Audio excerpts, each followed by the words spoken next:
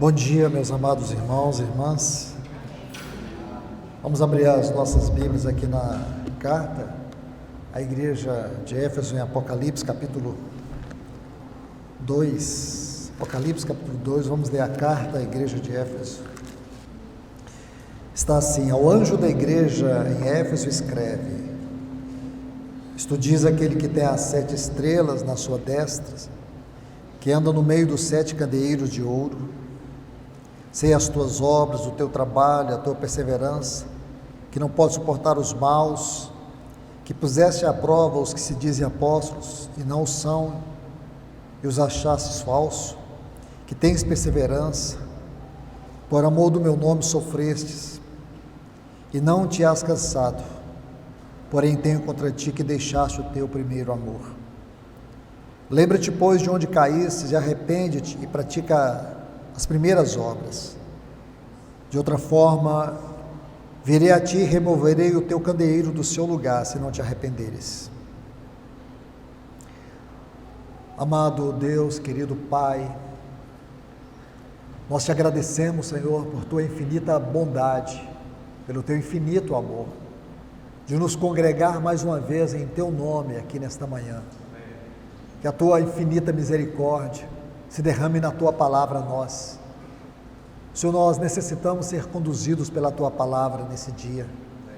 Ajuda-nos, Senhor, que a vida desses textos venha se derramar no nosso coração. Nós te pedimos encarecidamente no nome de Jesus. Em nome de Jesus, nos ajude, Senhor. Amém. Pois bem, meus amados irmãos e irmãs, como eu disse ontem, nós iríamos prosseguir da onde nós havíamos parado. Começamos lendo esta carta, meditando um pouco sobre a igreja de Éfeso. Falei para os irmãos sobre o avivamento que esta igreja experimentou. O avivamento que era caracterizado pelo ministério da palavra e pela comunhão, o amor que eles tinham para com Deus e também uns para com os outros. É como se a palavra e o amor fossem os dois pilares desta igreja de Éfeso. E quando o Senhor, Ele envia essa carta, através do apóstolo João, aqui o Senhor vai colocar detalhes, esses detalhes, eles precisam ser examinados com muito cuidado. Nós não podemos ler uma carta como essa, conhecendo todo o seu contexto, de uma forma apressada, porque cada detalhe aqui, são muitos. O Senhor nos dá isso aqui para nos corrigir também. E porque, desde sexta-feira eu tenho procurado mostrar para os irmãos como a igreja, ela foi mudando ao longo dos anos. Então ontem nós pudemos ver que a igreja nasceu ali em Jerusalém. Era uma comunidade de homens e mulheres simples, que amavam o Senhor. Atos capítulo 2, versículo 42, diz que eles perseveravam na doutrina dos apóstolos, que era o ministério da palavra, porque não havia nenhuma doutrina escrita. Tudo que eles tinham era um extraordinário prolongamento daquilo que foi o ministério de Cristo, em termos de ensino, vida e poder. Ensino, vida e poder. Tudo que eles absorveram do ministério de Cristo, e mais ainda, nós sabemos que quando o nosso Senhor ressuscitou, Ele teve uma parte, porque geralmente nós dizemos que o ministério de Cristo durou 3 anos e 6 meses. Precisamente nós temos que dizer assim: o ministério de Cristo durou 3 anos, 6 meses e 40 dias. E esse período de 40 dias após a sua ressurreição, foi um período exclusivo, em que o nosso Senhor se dedicou aos seus discípulos. Houve 10 aparições do nosso Senhor após a sua ressurreição. Houve 10 aparições do nosso Senhor após a sua ressurreição. No capítulo 1 do livro de Atos, no versículo 4, vai nos dizer que o nosso Senhor, Ele teve uma reunião solene com os seus discípulos. Isso é muito significativo, porque o entendimento que nós temos A partir deste capítulo 1, na sequência dos demais capítulos, nós vamos ver que o Senhor estava como que rememorando na mente deles tudo que foi ensinado e dando as instruções para que eles prosseguissem. E falo isso com base naquilo que essa igreja, ou a igreja primitiva, viveu. Então Jerusalém teve o primeiro grande avivamento, o Espírito Santo desceu. Esse avivamento ele foi histórico e profético, ele é a base de tudo aquilo que nós pensamos sobre avivamento. Isto é, nunca vamos ser uma igreja avivada se nós não voltarmos à simplicidade do Evangelho. Vou repetir, irmãos. Se a igreja de Jerusalém ela se torna para nós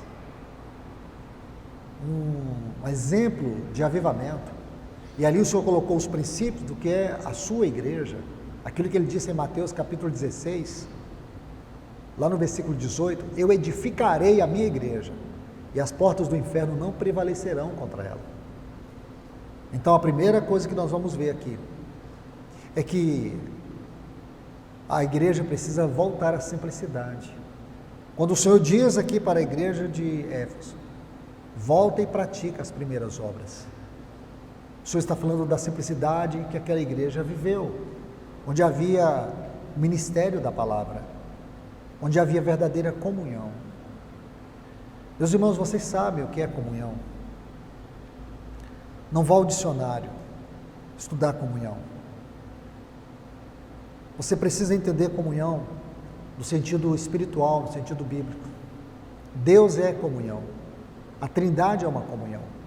A palavra comunhão só pode ser compreendida à luz da Trindade. E digo para vocês, irmãos, esses 4 fundamentos de Atos 2:42 é o que Satanás insistentemente, persistentemente trabalha para destruir ou então diluir. Então, como ele não consegue destruir o ministério da palavra, ele dilui o ministério da palavra. Aí o ministério da palavra vira entretenimento, vira meras informações, pequenos estudos, com educação religiosa. E nós chamamos isso ministério da palavra. Nunca foi. Nunca foi. Hoje a coisa é tão banal. Há poucos dias eu estava numa cidade, aqui em Rondônia, em Ariquemes, e nós paramos no sinaleiro, e aí um grupo de jovens estendeu uma frase, um cartaz assim, bem grande, Jesus te ama, e tal, converta, uma coisa assim. Isso não é pregar o evangelho, irmãos. E eu me lembro que quando eu ia para a região do norte do Paraná, visitar algumas comunidades, então alguém bem intencionado colocou várias placas, Jesus te ama, Jesus te salva, e você vai andando, a cada quilômetro você vai vendo essas placas. Isso não é pregar o evangelho, irmãos. Isso são meras informações. Jesus nunca pôs uma plaquinha em Nazaré, em Galiléia, onde ele passava. Não, a verdadeira mensagem do evangelho é aquela mensagem que penetra no coração. Você pode até encontrar alguém, eu converti porque eu li uma frase, Jesus me ama. Nunca foi isso, irmãos. Jesus nunca, ele disse, ide por todo mundo e pregai o evangelho. O evangelho é vida e é poder. Vamos fazer uma peça teatral aqui para pregar o evangelho. Isso não é pregar o evangelho, irmãos. Isso é diluir o evangelho. Seria muito fácil para mim, irmãos, pegar um dinheiro e fazer um tanto de placa, colocar na cidade e depois ir dormir. Né? Eu já fiz minha parte. Isso não é pregar o evangelho. Pregar o evangelho é entrar e saber que você está entrando no mundo das trevas, do coração de uma pessoa. É um ato de fé, de coragem, de ousadia, de vida e poder de Deus através de uma pessoa. Pregar o evangelho significa conhecer o evangelho, buscar o evangelho, viver o evangelho, sofrer pelo evangelho.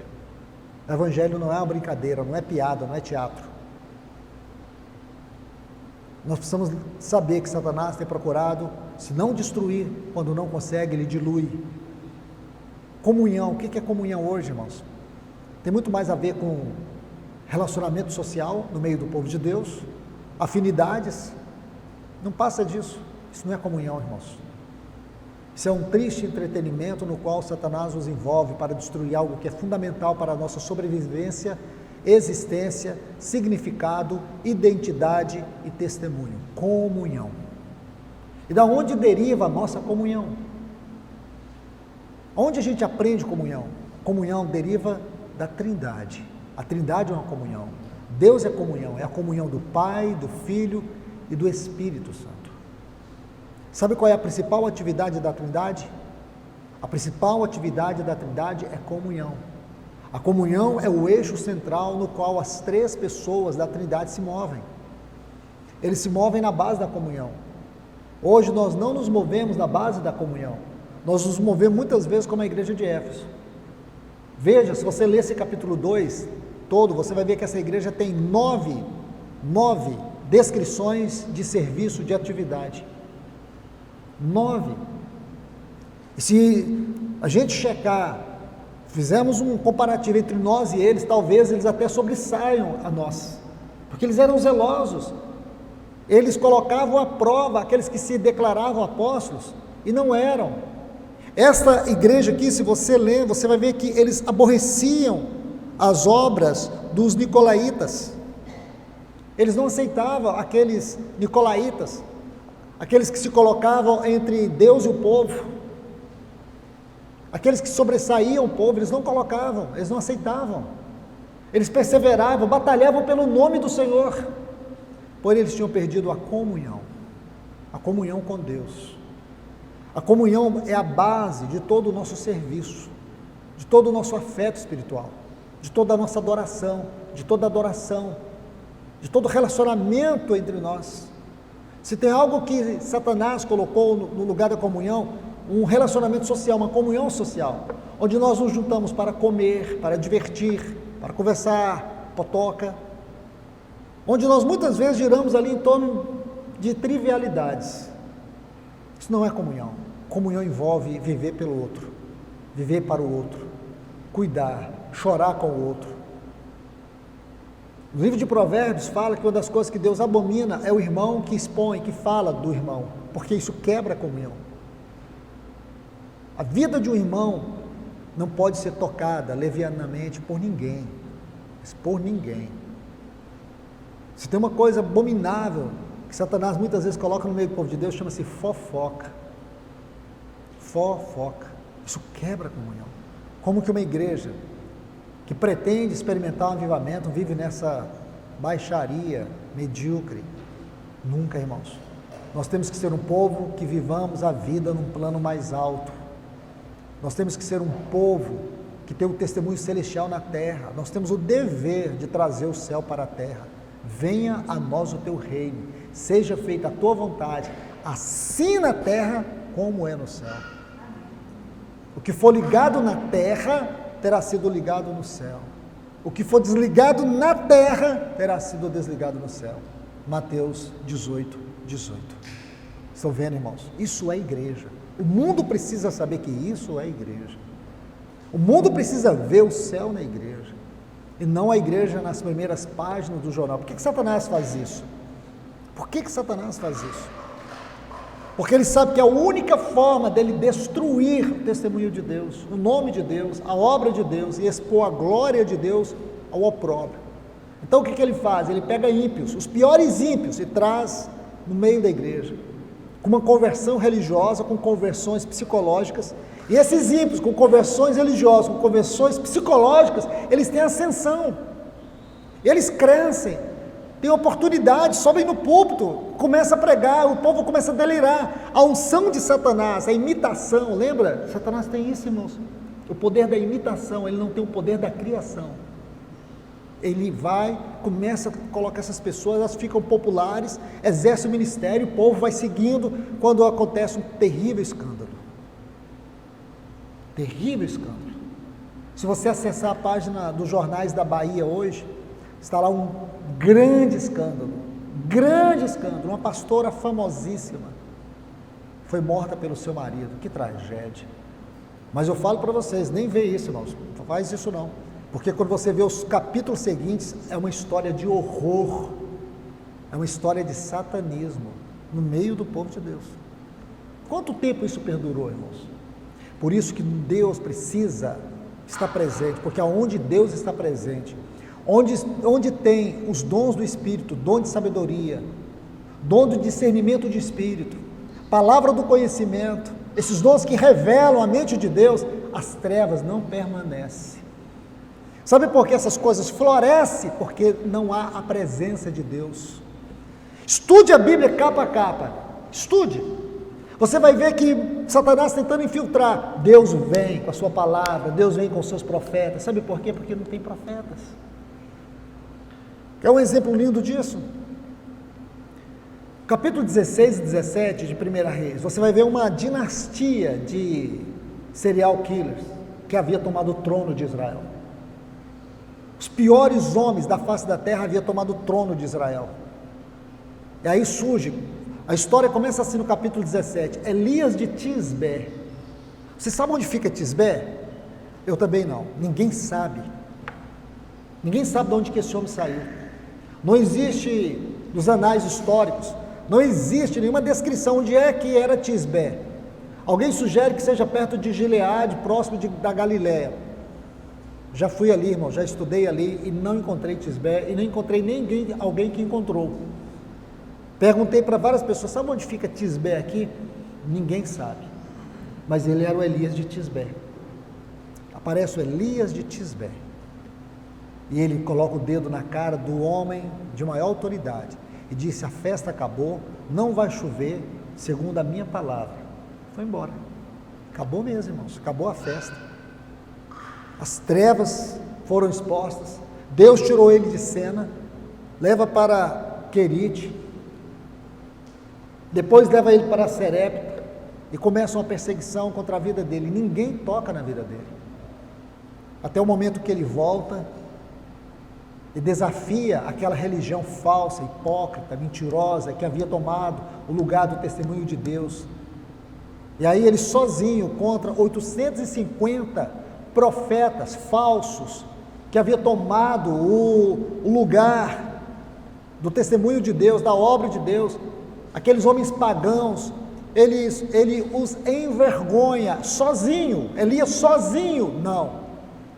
Era Elias mais Deus contra 850 homens falsos, profetas de Baal, Elias mais Deus. E aí Deus promove ali um movimento espiritual de restauração. Você está entendendo? É isso. O problema não é o que o diabo faz, o problema é quando nós nos calamos e ficamos omissos. Sabe por quê? A máquina religiosa está funcionando. E nós temos que tomar muito cuidado. Nosso Senhor fez a mesma coisa. Os apóstolos fizeram a mesma coisa. Jesus nunca aceitou a hipocrisia, a falsidade, a dissimulação na obra, na sua obra, interferindo na sua obra. Os apóstolos da mesma forma. Mas a igreja do século 21, ela tem sido omissa. Ela está desviada, ela está doente, ela está na UTI. Nós estamos nos conformando com aquilo que não é o Evangelho. E não é palavras boas não, irmãos, não é palavras acalentadoras, é palavras de vida, é palavra que nos confronta, é palavra que nos expõe, é palavra que trabalha a santidade no nosso coração, é a palavra que traz a verdadeira alegria, porque não é justo, não é certo, irmãos, que nós fiquemos reunindo de reunião em reunião, e aí somos viciados nessas séries da Netflix, esses outros canais de streams que existem por aí. Irmãos são viciados em jogo de futebol. Você vai na casa do irmão, ele veste a camisa, ele pula diante do time quando faz gol, mas quando vem na reunião não abre a boca para dizer nem amém. E nós achamos que isso é um cristão normal, que está indo para o reino, que vai reinar com Cristo. É o cristão que, se ele orar, Deus ouve. É o cristão que tem vida. Isso não é, irmãos. Isso faz parte de uma igreja doente, desviada, que existe hoje, onde a mediocridade é que tem sido valorizada e não profundidade espiritual. Quantas comunidades buscam mais aqueles que são animadores de palco, que têm o dom de palhaços, do que profetas. Nós precisamos ser contra isso, irmãos. Se nós queremos estar preparados e prontos para a vinda do nosso Senhor, nós temos que recusar ser uma igreja medíocre. Nós temos que nos ocupar com avivamento. Lembra, na sexta-feira, quando lemos o capítulo 32 do livro de Êxodo, O que o povo pediu para Arão? Um bezerro. Por que o bezerro? Porque o bezerro se fez necessário. Porque nós queremos uma religião que nos satisfaça. Nós não queremos ser uma igreja para satisfação do coração de Deus. Se você pega as declarações de Cristo sobre o templo de Jerusalém, você vai ver ele chamar aquele templo de casa de meu pai. Depois ele diz assim: a minha casa será chamada casa de oração. Mas em Mateus 21, quando ele entra em Jerusalém, ele foi rejeitado. Ele foi rejeitado. E aonde que ele foi habitar? Ele foi para Betânia. Jerusalém não recebeu. E sabe, irmãos, ele vai dizer essa última declaração: a vossa casa ficará deserta. Então veja a sequência: casa de meu pai, minha casa, vossa casa. Os estudiosos dizem que quando o nosso Senhor ascendeu aos céus, ele estava com as suas costas para Jerusalém e a sua face voltada para Betânia. Isto, irmãos, é uma clara demonstração. Deus não rejeita o seu povo. Ele é rejeitado pelo seu povo. Ele é rejeitado por aqueles que ele amou. Então nós não podemos, irmãos, aceitar a condição de sermos uma igreja medíocre. Quando a gente lê essa carta aqui, em Apocalipse capítulo 2, nós precisamos sentir calafrios no nosso coração. Pode parecer que tudo está bem, você tem uma vida confortável, você tem uma boa casa, você tem um emprego, você tem uma boa perspectiva de vida, parece que está tudo normal. Lembre-se, irmãos, a vida passa muito rápido. A vida passa muito rápido. A vida passa muito rápido. O mais importante, irmãos, é você saber o propósito de Deus. Qual é o propósito de Deus? E a maior tragédia da vida não é a morte, é você viver e não conhecer o propósito de Deus. Essa é a maior tragédia. É você viver e não saber o propósito de Deus para a sua vida. É você passar pela vida e não entender o plano de Deus. Achar que a morte é um fim em si mesmo. Não. A morte é o início de uma nova dispensação. E essa dispensação, ela é eterna. Eu vou repetir, é uma dispensação eterna. É a dispensação de todas as dispensações. Então nós precisamos atentar para isso. Então quando você estuda a história da igreja de Jerusalém, você vê que o chamado ali é a simplicidade. Aquela igreja era uma igreja simples, que amava a palavra, perseveravam na palavra. O termo ali em Atos 2:42, perseveravam, a tradução desse texto, do grego para o português, é perseveravam assiduamente.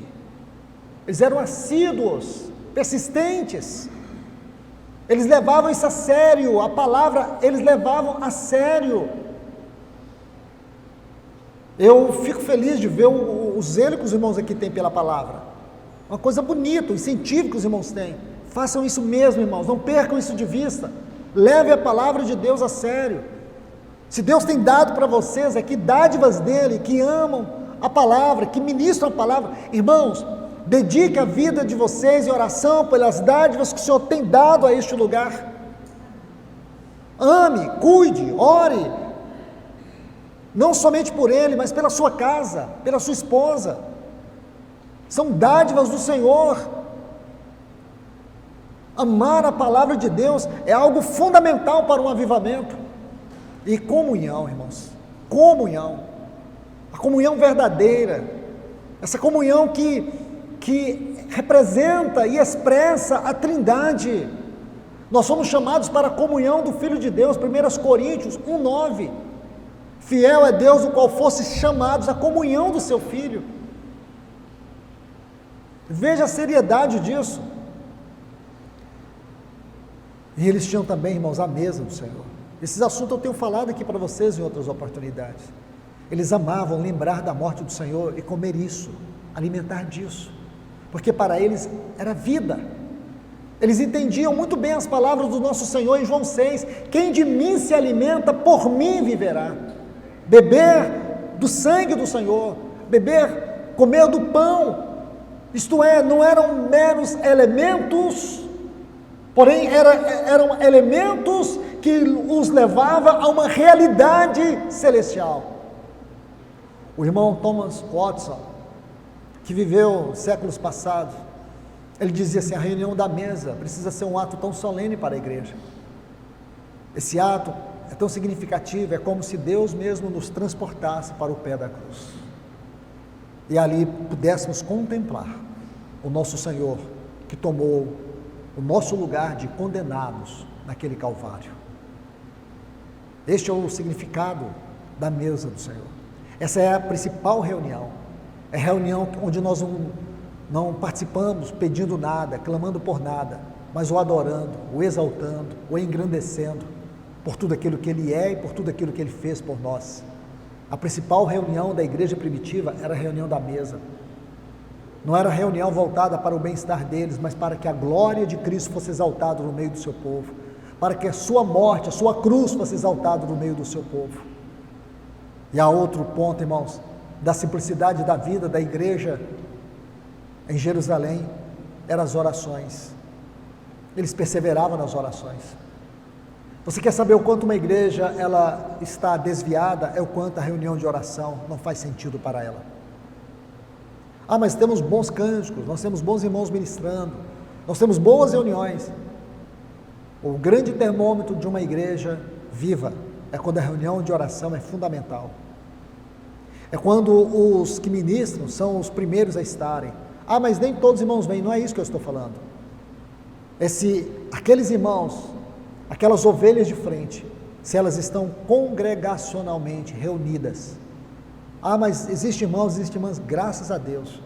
Mas se aqueles irmãos, aquelas ovelhas de frente, têm isso como um ministério congregacional, quando isso é parte da igreja, algo extraordinário já está acontecendo. Mas quando a reunião de oração é a Cinderela esquecida no meio do povo, irmãos, a igreja já está desviada. Pode ter o melhor culto do mundo, pode ter o melhor coral, pode ter as melhores pregações. Se reunião de oração não é parte integrada da vida da igreja, ela já está desviada. Se vocês soubessem que o engenheiro que construiu esse prédio esqueceu de colocar um dos fundamentos principais aqui na estrutura, vocês estariam aqui debaixo? Claro que não. De repente ele entra aqui e fala: gente, eu esqueci, pelo amor de Deus, esqueci. A viga principal aqui, eu esqueci de colocar. Vocês sairiam correndo daqui. Como, irmãos? Nós deixaríamos, são 4 fundamentos. Um dos fundamentos principais foi tirado, não existe.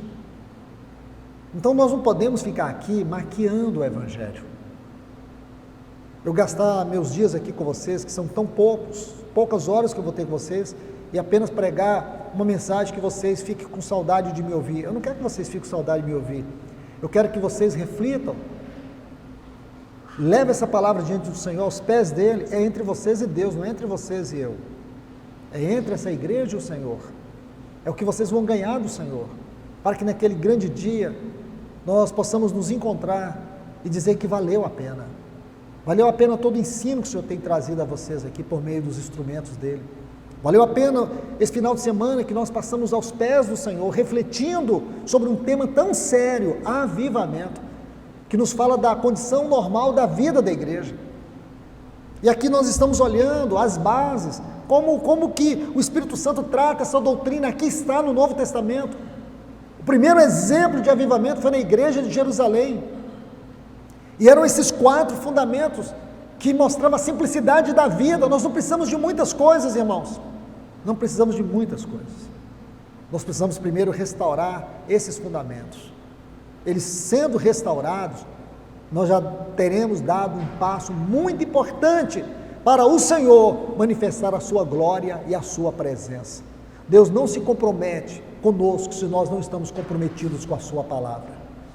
Não pensem vocês que Deus é um espírito que, como que ocorre em terreiro de macumba, ele baixa. A gente faz um movimento lá e ele vai baixar. Aí os irmãos, nossa, hoje sentimos a presença do Senhor. Irmãos, nunca compare, nem conscientemente, a vida cristã com isso. Nós precisamos ter vida séria. Nossa vida de reunião aqui tem que ser um reflexo da nossa vida no nosso lar, nos nossos casamentos, na nossa vida particular, no nosso trabalho. Porque existe algo muito errado no meio do povo de Deus em termos de comportamento. Nós pegamos o culto e colocamos ele como uma parte distinta da nossa vida. Isso está errado, irmãos. O culto, ele não é simplesmente essa reunião. O culto é a minha vida. A minha vida tem que ser um culto. Se a minha vida, ela não é um culto, não significa, ou tudo que eu faço aqui não significa nada. Porque, irmãos, eu posso ser um mau caráter nos meus negócios, na minha vida particular. Eu posso ser um péssimo marido, mas quando eu chego aqui, eu já arranco do meu bolso aquela máscara de espiritualidade, de quebrantado. Aí eu tenho as poses certinhas, eu tenho adoração, eu mudo, aí eu fico aqui. Mas quando eu passo aquela porta ali, irmãos, é triste. O culto tem a ver com o que eu sou e não com o que eu faço. Veja que João vai nos mostrar algo muito importante no capítulo 4. Diz que Deus procura adoradores, não é adoração. Ele procura adoradores que o adorem em espírito e em realidade. Então Deus, ele busca, é o adorador, não é adoração. Eu posso ter a linda adoração, mas se eu não for o adorador, se não houver realidade espiritual na minha vida, eu posso cantar da melhor forma possível, eu posso tocar da melhor forma possível, eu posso fazer parte, estar no meio dos irmãos aí pulando, gritando, saltando. Sabe o que é isso diante de Deus? É nada. Então o culto tem a ver com aquilo que eu sou. Paulo, quando ele toca nesse assunto, lá em Romanos capítulo 12, ele usa uma expressão muito forte: rogo-vos, pois, irmãos, que apresenteis os vossos corpos como sacrifício vivo, santo e agradável a Deus, que é o vosso culto. Aí está a doutrina do culto. Tem muito mais a ver com o meu corpo, com a minha vida, com o que eu sou para Deus, e não o tempo que eu gasto na reunião da igreja. Aqui está a reunião da igreja, que nós chamamos de culto, mas é uma reunião onde ela expressa de forma congregacional o culto que é a vida de cada um. Então isso precisa ser restaurado. Então a gente pensa que é avivamento, e por isso que eu falo com muito cuidado, irmãos, cuidado. Ah, mas está acontecendo em tal lugar. Irmãos, olha, eu não sei se vocês lembram aí, alguém lembra, na década de 80, 90, na década de 90, estava acontecendo em Brownsville, em Pensacola, nos Estados Unidos, um grande movimento lá. Irmãos, eu falo para vocês, eu tinha uma obsessão por aquilo. Como eu participei daquilo, achei que aquilo era a minha vida. Aí mudou, não era só. Era em Bergamo, na Argentina, estava tendo outro movimento. Eu participava de tudo isso, irmãos, atrás de um avivamento. Mas para mim foi uma escola muito significativa. Primeiro, para saber o que não é avivamento. Avivamento baseado em culto. Não, avivamento precisa ser baseado na minha vida, no meu relacionamento. É o meu oculto, é o meu quarto secreto com Deus. É a minha vida com Deus que vai refletir aqui. Porque quando tiver 2, 3 reunidos no nome do Senhor, que tem ganhado a presença do Senhor na devoção diária da sua vida, se tiver 3, 4, 5, 10 aqui, o culto é diferente. Porque essas pessoas, a glória que elas vão dar ao Senhor, seu louvor, sua exaltação é diferente. Mas a gente chega, irmãos, tão fissurados, a gente chega tão petrificados, a gente chega com tantas dúvidas, a gente chega tomados de tanta ansiedade, do amanhã, do que vai acontecer, a gente chega com tantas preocupações, a gente chega com tantas dores, a gente chega com tanto desânimo das tribulações, das lutas, chegamos frustrados, chegamos desanimados, chegamos tão sobrecarregados, e os irmãos nos levam à adoração, o irmão nos leva à palavra, mas a gente não consegue. Por quê? Porque está tomado de uma nuvem espessa na nossa mente, no nosso coração. Então a gente precisa quebrar tudo isso. Nós precisamos deixar que o Espírito, a palavra, a vida e o poder nos quebrante. Você vai continuar tendo os mesmos problemas, você vai continuar vivendo as mesmas dores, só que você vai viver tudo isso num plano mais alto. Você vai viver tudo isso sabendo que tudo está cooperando para o bem do propósito de Deus na sua vida. Você vai viver com as suas dores, esse casamento doente que você vive, desse relacionamento difícil que você vive, mas você vai ver que isso não é o propósito de Deus para a sua vida. O propósito de Deus para a sua vida é Cristo. Essa é a momentânea tribulação que todos nós passamos, irmãos. Nós ainda nesse corpo estamos limitados a tudo isso, mas nossa vida não pode ser explicada por isso. Nós temos que aprender a adorar e amar o Senhor em meio às lutas e às dores. Você já deve ter ouvido falar da irmã Madame Guyon, uma mulher que viveu aprisionada num casamento doente, mas ela nunca deixou de amar o Senhor. Ela nunca deixou de expressar sua vida com o Senhor, de forma que, em termos de espiritualidade profunda, essa mulher vivia algo sobrenatural na terra.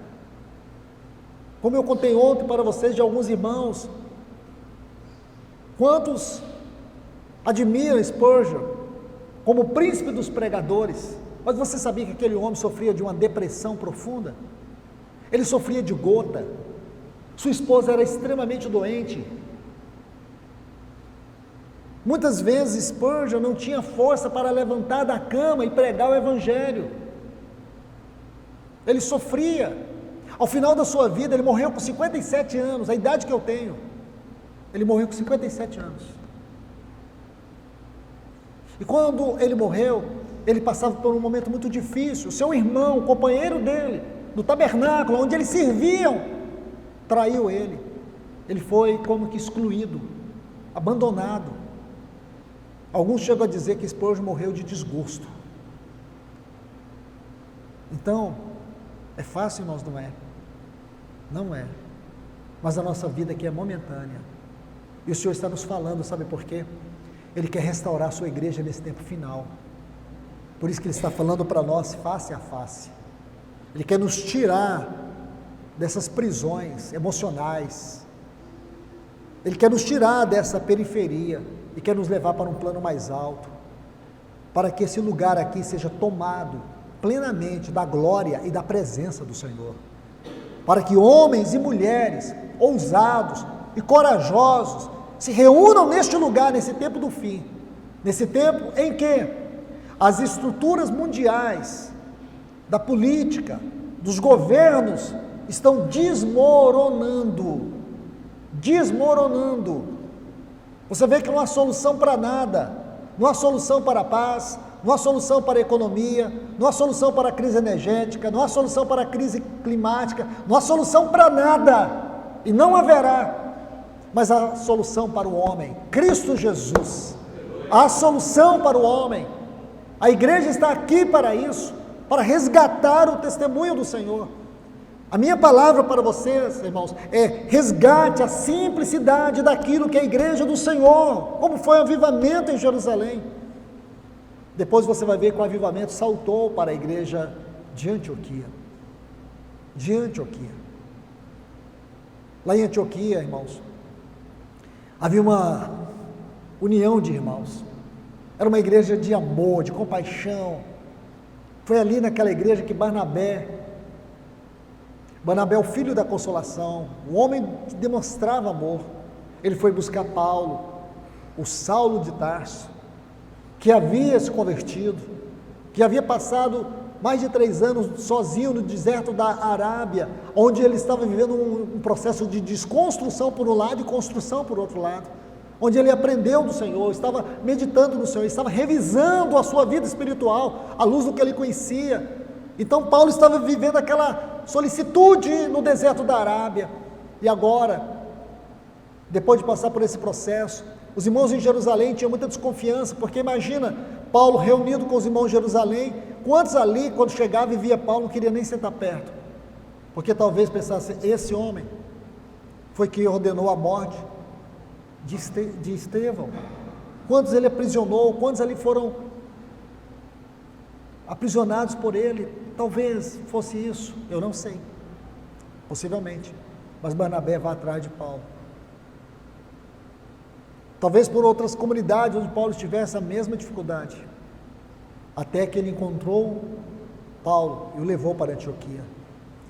A igreja de Antioquia, irmãos, amava o Senhor, ali começou um grande avivamento, ali naquela igreja havia profetas e mestres, lá em Atos 13, naquela igreja o Espírito Santo falava abertamente, ali o Espírito Santo separou, disse, separai-me, que coisa linda, irmãos, pequenas palavras, mas de grandes verdades, separai-me a Barnabé e a Saulo para a obra que os tenho chamado. É esta igreja que nós precisamos, é desse avivamento que nós precisamos, aonde a voz do Espírito Santo é clara, aonde há profetas e mestres. Profetas e mestres é o ministério da palavra, no exercício, é o ministério da palavra. Profetas e mestres nos fala do ministério da palavra, como aqueles trombeteiros que havia lá em Números capítulo 10, lembra que Deus levantou 2 trombeteiros, quando Ele estabeleceu a nuvem, naquela peregrinação do povo de Israel pelo deserto, eles estavam no Monte Sinai, lá no capítulo 10 do livro de Números, cobertos agora por uma nuvem, e aquela nuvem era que iria guiá-los até Canaã. Porém, ele colocou 2 trombeteiros para quê? Para que ficasse olhando os movimentos da nuvem. E à medida que eles percebessem o movimento da nuvem, se você ler esse capítulo 10, olha um lindo exercício essa semana, leia o capítulo 10 de Números, você vai ver que Deus estabeleceu uma ordem ali, daquelas 12 tribos, mas as 2 outras tribos de Manassés e Efraim, então ao todo essas 14 tribos, elas deveriam marchar, e Deus estabeleceu uma ordem, primeiro grupo de marcha, era o estandarte de Ruben, junto com os Meraritas, os Coatitas, que eram da tribo de Levi, que desarmavam o tabernáculo e levavam os utensílios do tabernáculo. Depois que eles caminhavam durante 3 dias, o segundo estandarte caminhava. Eles não caminhavam tudo de uma vez. Talvez você nunca viu isso, mas olha lá, que coisa linda. Primeiro, 3 dias de peregrinação, a arca ia na frente. Mas primeiro, os trombeteiros tocavam, quando eles viam a nuvem. Então eles foram parando, durante 40 anos, eles foram parando de estação em estação, estação em estação. Saíram do Sinai, foram para Quibrote Hatavá, Números capítulo 11. Aí eles saíram de Quibrote Hatavá, eles foram para Hazerote. Saíram de Hazerote, eles foram para Ritma. Saíram de Ritma, foram para Rimon Pérez, e assim sucessivamente. Sabe como, irmãos? A nuvem guiando. E guiando eles. Mas quem avisava eles que a nuvem estava se movendo? Os trombeteiros. O papel deles era olhar para o alto. É isso que Deus busca, irmãos. Profetas e mestres que estejam olhando para os movimentos do trono de Deus à luz da sua palavra, do discernimento de espírito. Homens com uma devoção profunda. Não me venha aqui, irmãos, com homens que simplesmente têm um conhecimento intelectual da palavra. Não me venha. Nós precisamos de homens que tenham devoção profunda, homens que tenham o assombro de Deus, do seu trono, nos seus corações. Esses eram os profetas. Lembra? Isaías capítulo 6. Ele diz: no ano da morte do rei Uzias, eu vi o Senhor. Uzias era primo de Isaías, assentado no alto e sublime trono, e a orla das suas vestes cobria todo o trono. Serafins voavam diante dele, cantando: santo, santo, santo é o Senhor, e toda a terra está cheia da sua glória. Aí veio uma voz que disse: a quem enviarei? Quem há de ir por nós? Lembra disso? Mas há um detalhe muito especial aqui.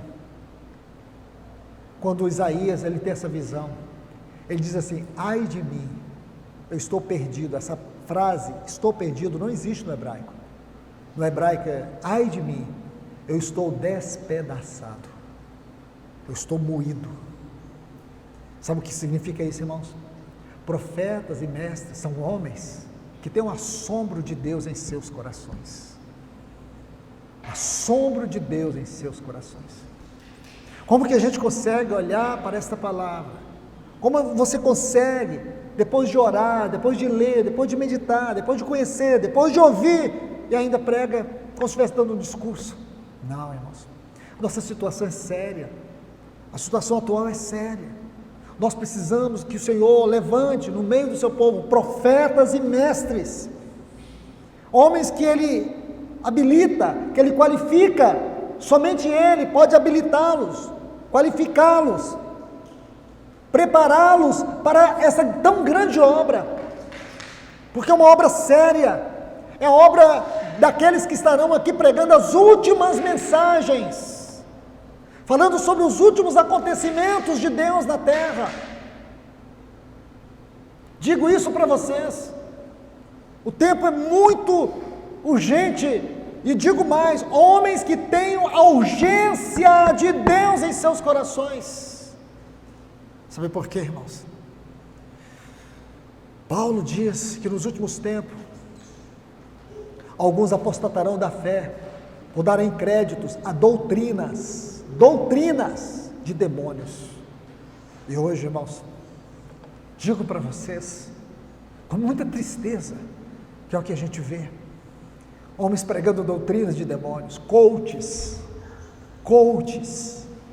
esses são amados, irmãos, eles cobram caro para pregar, mas não se importe, eles têm uma agenda cheia por anos, a agenda deles são cheias. Alguns coaches, eles se gabam, olha, durante 2 anos aí minha agenda está lotada, e assim de pessoas, irmãos. Se vocês convidar um desses coaches aqui, vocês desistem desse lugar, tem que ser o maior lugar aqui de Hidrolândia, vai ter gente, e vão pregar a palavra de Deus, eles vão pregar a palavra de Deus, a maneira deles, eles vão pregar a palavra de Deus com unção de demônios, doutrinas de demônios. Paulo está falando aqui, em 1 Timóteo capítulo 4, versículo 1, ele não está falando de terreiro de macumba, de satanista, ele está falando que isso está acontecendo e acontecerá no meio do povo de Deus. Alguns apostatarão da fé por darem créditos a doutrinas de demônios. Uma tradução bem próxima do original fala assim, a profissionais da mentira. Irmãos, que o Senhor levante trombeteiros no meio de vocês, homens e mulheres que tenham a urgência de Deus em seus corações, que tenham o assombro de Deus em suas faces. É isso que nós precisamos, é isso que a igreja precisa nessa hora. Olhe, leia atentamente o capítulo 1 do livro do profeta Ezequiel. Ezequiel vai dar detalhes, ele vai dar detalhes. Um dos detalhes que ele vai dar é que ele foi chamado quando ele tinha 30 anos. E sabe o que isso quer dizer? Ele era sacerdote. Ele não era profeta. Entende?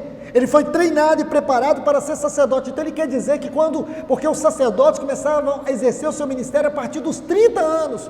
Então quando ele estava pronto para fazer aquilo para o qual ele foi preparado, o Senhor interviu na sua história. Ele diz assim, os céus se abriu sobre mim. Que coisa, irmãos, o céu se abriu sobre mim. É isso que nós precisamos, irmãos, nessa hora, homens e mulheres que tenham o céu aberto sobre suas vidas, aí diz assim, eu era um dos cativos, sabe o que ele quer dizer? Eu estava envolvido com o sofrimento do meu povo, eu era parte deles. Ele não foi alguém que caiu de paraquedas numa situação, ele estava na situação, ele sabia da dor, da dificuldade do povo. Então ele diz assim, eu tive visões de Deus, irmãos, é isso que nós precisamos nessa hora, homens e mulheres que tenham visões de Deus, e não alucinadores, sonhadores, pretensiosos, homens que amem o Senhor de verdade. Como disse Paulo, em nada eu considero a minha vida preciosa para mim mesmo. É isso que nós precisamos nessa hora, irmãos. Senão nunca vamos ter avivamento. Vamos ficar buscando, sabe o quê? Movimentos. Aí traz esse de cá, traz aquele de lá, faz isso aqui, faz aquilo outro. Aí a gente entra na síndrome de Balaão. Lembra do Balaão? Então ele achava que o problema estava no sacrifício, não funcionou. Aí ele acha que o problema estava no lugar, também não funcionou. A gente fica com essa síndrome, a gente fica mudando as coisas de lugar, criando estratégias, e não levamos o povo de Deus ao arrependimento, à conversão verdadeira. Os lares estão doentes, os jovens estão desviando, os casais estão divorciando, a gente fica nesse ciclo de derrota. Isso não é a casa de Deus, irmãos. Nós precisamos agir enquanto é tempo, enquanto ainda temos tempo, para que o povo de Deus seja restaurado, para que os casamentos sejam restaurados, para que as emoções dos irmãos sejam restauradas. O povo de Deus está doente, depressivo, Eu tenho conversado com psicólogos e psicólogas cristãs. Não tem 2 meses eu estava tendo uma comunhão com uma psicóloga cristã, lá no Paraná, e conversando justamente isso. Ela disse: Luiz, 90% dos meus clientes são irmãos. O povo de Deus está doente. Eu não tenho usado psicologia, sabe o que eu tenho usado? É a palavra de Deus. O povo de Deus está doente. E será que a gente está conformado com isso? Não podemos estar, irmãos. Por isso que Deus busca profetas e mestres, para o Espírito Santo separar em mim. Não é para a igreja, é para Ele. Ele quer separar para Ele. Este é um outro aspecto do avivamento. Nós precisamos buscar isso, irmãos. Buscar esse aspecto glorioso do avivamento, para que o Senhor restaure o seu povo, restaure a sua casa, prepare a sua igreja, adorne esta igreja, para que Ele volte para ela. Lembra que antes de Eliezer levar Rebeca para Isaac, ele a adornou. Ele adornou, ele entrou na casa dela, ele foi até a casa dela. Irmãos, quando é que o arrebatamento vai acontecer? Você pode imaginar quando é que o arrebatamento vai acontecer? Pois eu vou te falar algo muito sério. Eu não estou delirando, viu, irmãos? O arrebatamento já começou. Se você estudar o assunto, a doutrina do arrebatamento, à luz de Gênesis capítulo 24, você vai ter que concluir que Rebeca, ela começou a ser conquistada, buscada, quando Eliezer entrou na sua casa. Ali começou o arrebatamento. Ele foi ganhando os afetos dela, ele foi tirando ela da sua família, da sua casa, da sua terra, e foi levando ela para Isaac. Se você ler capítulo 4 de Cantares, o noivo vai dizer assim: arrebataste-me o coração. Ela também arrebata o coração dele. Que coisa linda, irmãos. Essa é a doutrina do arrebatamento. Nós precisamos, por um lado, ser uma igreja arrebatada pela habitação do Espírito Santo. Ele está ganhando os nossos afetos, Ele está ganhando a nossa vida, Ele está tirando as nossas raízes desse mundo. Ele já começou a nos levar para Cristo. Primeiro Ele vai nos ganhar para Cristo, para depois nos levar para Cristo. Quando Ele nos ganhar para Cristo, a igreja vai arrebatar o coração dele. Será que Ele ainda não veio porque o seu coração não foi arrebatado por ela? Eu não gosto de pensar nisso, irmãos, mas isso me traz uma profunda dor de pensar: meu Deus, será que Ele ainda não veio porque nós não arrebatamos o seu coração? Vamos ler aqui, por favor, deixe-me colocar isso para vocês.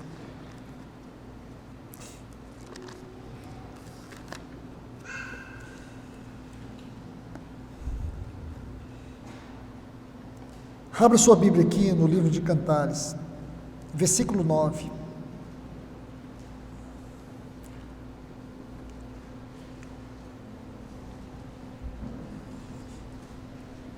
Olha o que diz esse texto: arrebataste-me o coração, irmã minha, noiva minha, arrebataste-me o coração com um dos teus olhares.